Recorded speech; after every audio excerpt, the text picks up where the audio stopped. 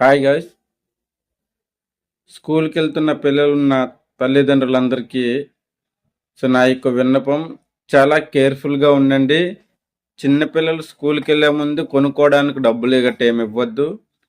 కిరాణా షాపుల్లో కానీ స్కూల్ దగ్గర కానీ డ్రగ్స్ అనేది అమ్మడం జరుగుతుంది. అది కూడా చాక్లెట్ రూపంలో అమ్ముతున్నారు. చాలా జాగ్రత్తగా ఉండాలి.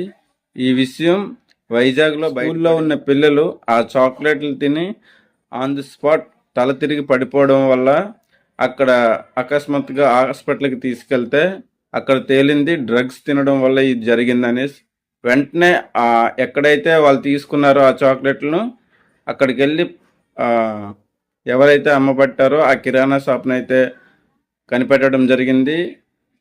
పోలీసులు కస్టడీలో తీసుకున్నారు ఇన్ఫర్మేషన్.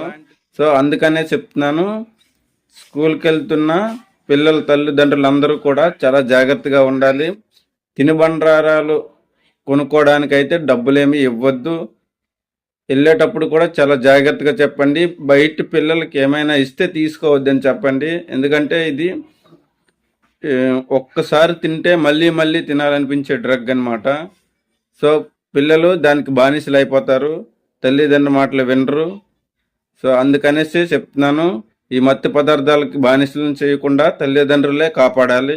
ఎందుకంటే చిన్నపిల్లలకి తెలియవు కాబట్టి ఆ విషయాలని. ఓకే, సో ఈ విషయాలని అందరికి షేర్ చేస్తారని ఒక ఫోటో పెడుతున్నాను. డ్రగ్స్ అనేవి ఈ విధంగా పెడుతున్నారు. ఆ టెడ్డీ బేర్ రూపంలో ఉంటున్నాయి చాక్లెట్స్. అవి నిజమైన చాక్లెట్స్ కాదు, డ్రగ్స్. సో చాలా కేర్ఫుల్గా ఉండండి.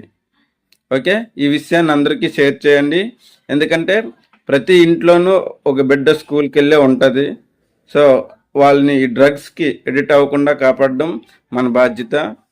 Okay, thank you.